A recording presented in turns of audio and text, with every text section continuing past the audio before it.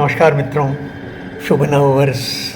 आज प्रोपोस कृष्णा षष्ठी संवत 2080 और अंग्रेजी तारीख मंगलवार का दिन है 2 जनवरी 2024। नए वर्ष का मेरा पहला वीडियो है। 2023 पिछले वर्ष को मैंने बहुत प्रसन्नतापूर्वक आप लोगों के साथ कई सारी वीडियो शेयर किए।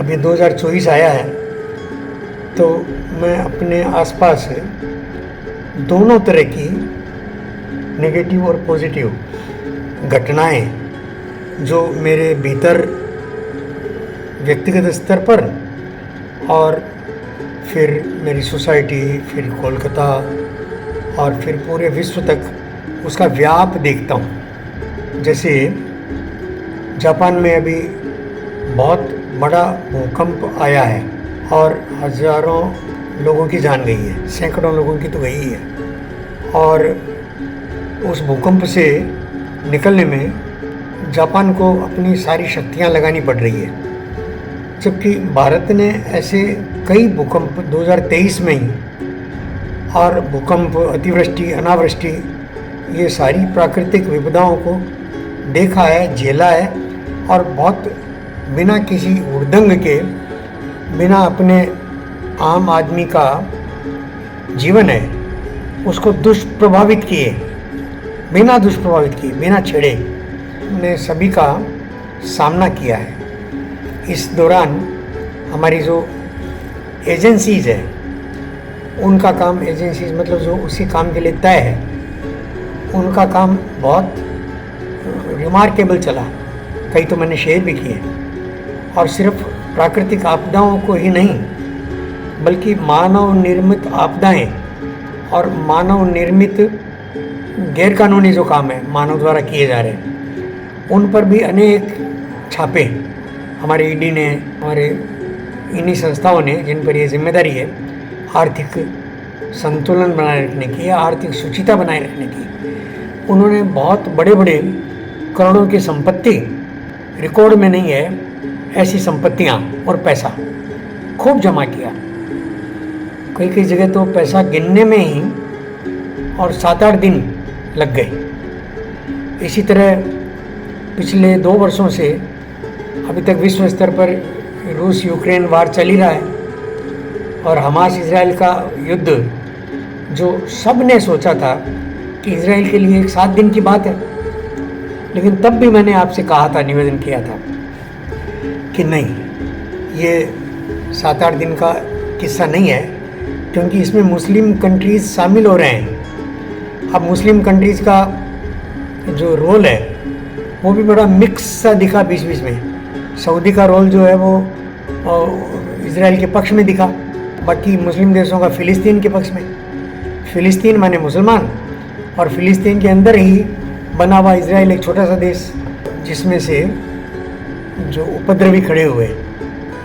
मित्रों, हम सब ने वो किस्से सुने हैं और वो अभी भी चल रहा है।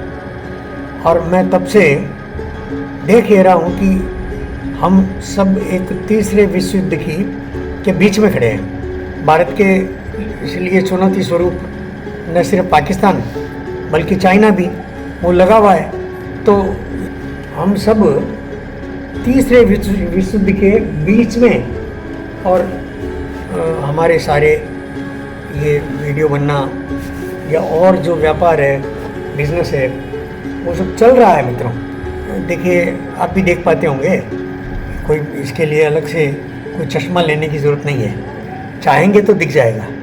और ये विश्व युद्ध जो है पिछले 2 विश्व युद्धों की तरह महीनों में ख़त्म होने वाला किस्सा नहीं है। ये कम से कम 5-6 वर्ष अभी और विनाश देखना बाकी है इस धरती को। अगर न्यूक्लियर बम का खतरा है तो उससे बड़ा खतरा तो मानव की जो बुद्धि है, जो अपने से मानव बुद्धि या अहंकार कहें, मानव का अहंकार, चाहे रसिया का अहंकार हो, चाहे अमेरिका का अहंकार हो, चाहे चाइना का अहंकार हो, शक्ति आते ही वो अशुभ की ओर अहंकार ले जाता है। और शक्ति अगर राम के पथ पर चलकर आए, अयोध्या की तरफ उसका मोड़ हो, तो वही शक्ति शुभ हो जाती है। और हम कामना करते हैं कि राम राज्य आए। हमारे ही देश में भाईजान है ना एक, बड़काऊ भाईजान। तो बड़काऊ भाईजान अभी हमारे देश के स्वर्णिम काल में भी ये प्रयत्न कर ही रहे हैं कि इस्लाम के नाम पर मुसलमान भड़ककर अपनी मस्जिदें बचाने में लगे। कौन सी मस्जिदें? जो उन्होंने कानून को दत्ता बता करके बनाई। दिल्ली के भी स्वर्णिम जो मस्जिद है वो अभी तो दिखा रहे हैं सब कि वो इस तरह बनाई गई है कि उसके कारण से ट्रैफिक को बहुत ज़्यादा असुविधा होती है और ट्रैफिक सबसे ज़्यादा वहीं जाम होता है। तो ये उनको अब लगता है कि हम पर अन्याय हो रहा है। उन्होंने जब अन्याय किया, मुग़लों ने, जो मुसलमान आज अपनी पहचान मानते हैं, मैं ये कई बार कह चुका हूँ कि अच्छा होता है कि यहाँ के मुसलमान जो कन्वर्टेड हैं, हिंदू से ही बने हैं, वो अपनी पहचान में लौटते। हमको इस बात से हर्ज नहीं है कि वो कुरान पढ़ें, कि मस्जिद में जाएं, उनकी पूजा पद्धति अलग हो, उनका रहन सहन खान पान अलग हो, इसमें कोई आपत्ति नहीं है। इस देश में सैकड़ों तरह के रहन सहन खान पान और हज़ारों पूजा पद्धतियाँ वो पहले से स्वीकृत है, सहजता से चल रही है। ये जो आयातित पूजा पद्धतियाँ हैं, ये पूजा पद्धतियाँ नहीं है, ये देश को तोड़ने में काम करती है। कौन कौन सी? इस्लाम और ईसाइयत, मुख्य रूप से इस्लाम और ईसाइयत। पुर्तगाली नहीं, यहूदी पुर्तगाली ये जो हैं ये तो दर्द जानते हैं और भारत के प्रति कृतज्ञ हैं, बिल्कुल वैसे ही कृतज्ञ हैं जैसे एक हिंदू के नाते मैं इस भारत माता के प्रति कृतज्ञ हूँ। और कामना यही रहती है कि तन समर्पित मन समर्पित और ये जीवन समर्पित, चाहता हूँ देश की माटी तुझे कुछ और भी दूँ। तो ये भाव इस्लाम और ईसाइयत में नहीं है। इस्लाम और ईसाइयत इस देश को लूटने आए, खसोटने आए, आज भी जारी है उनका। मनोवृत्ति वही है। इस मनोवृत्ति के साथ उनको भी भुगतना पड़ रहा है, हमारे देश को भी भुगतना पड़ रहा है। हमारे देश के सामने जो ज़्यादा चुनौतियां हैं वो इसी मनोभाव के कारण है। अन्यथा भीतर के जो चुनौतियां हैं, अनावृष्टि, अतिवृष्टि, ये चुनौतियां बड़ी नहीं है, इनसे निपट लेना आसान है। लेकिन संभल के रहना अपने घर में छुपे हुए गद्दारों से, अपने दुश्मन झांक रहे हैं अपनी ही दीवारों से। तो ये जो हमारी ही दीवारों, हमारे घरों के भीतर घुसकर जो बैठे हैं, हमारे जीवन शैली के साथ जो रच बस गए हैं, उन मुसलमानों का क्या करेंगे?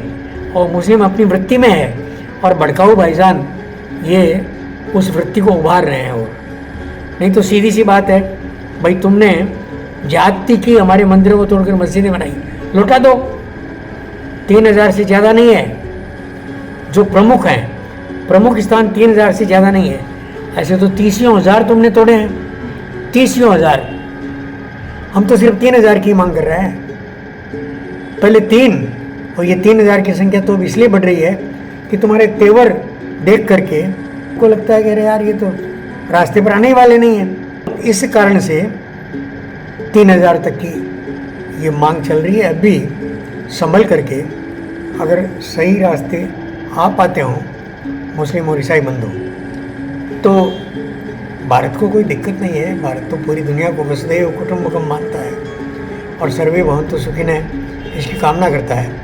और भारत हमारे यहाँ रहने वाले सभी मुस्लिम और ईसाइयों को अपना ही मानता है। अरे हम दुनिया को अपना मानते हैं। आज हम चांद सूरज पर पहुँच गए तो यहाँ ये छोटे मोटे झगड़ों में पड़ेंगे। हिंदू की सोच बहुत ऊंची है मित्रों।